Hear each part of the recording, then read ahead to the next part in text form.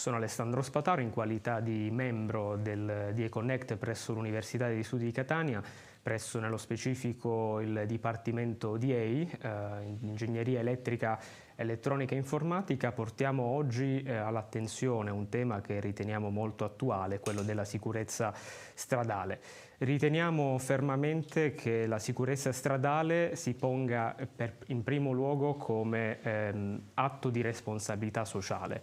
I dati che con certa periodicità vengono rilasciati da diversi enti preposti, penso l'OMS, penso ACI Istat, la stessa Associazione Polizia Stradale, rilevano l'importanza oggi di affrontare, soprattutto fra i giovanissimi, non a caso noi lo facciamo con la comunità studentesca, ma nello stesso tempo vogliamo rivolgerci all'intera cittadinanza che rivede in questo tema la sua grande responsabilità.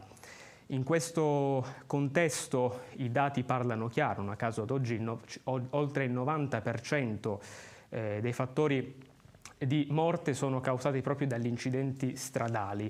Nel solo 2022 circa 3.100 sono stati i morti coinvolti, 223.000 i feriti, e quindi questo non può far altro che spingerci ad affrontare il tema dell'educazione stradale, sensibilizzare la cittadinanza intera e soprattutto, ripeto, fra i giovanissimi. In questo magari i genitori possono esercitare il loro ruolo rispetto a questo tipo di educazione. Riteniamo che una corretta educazione stradale passi attraverso il buonsenso, la prudenza, la consapevolezza quando noi tutti guidatori ci poniamo davanti al volante.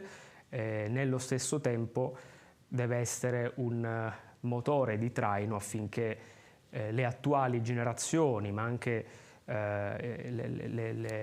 le persone un po' più adulte, possano effettivamente comprendere la pericolosità di gesti che possono invece comportare la perdita di molte vite umane nelle strade. Quindi, oltre agli aspetti puramente giuridici, amministrativi, legislativi, tutto deve provenire attraverso la prudenza, il buonsenso e soprattutto la prevenzione. Penso sia la parola chiave.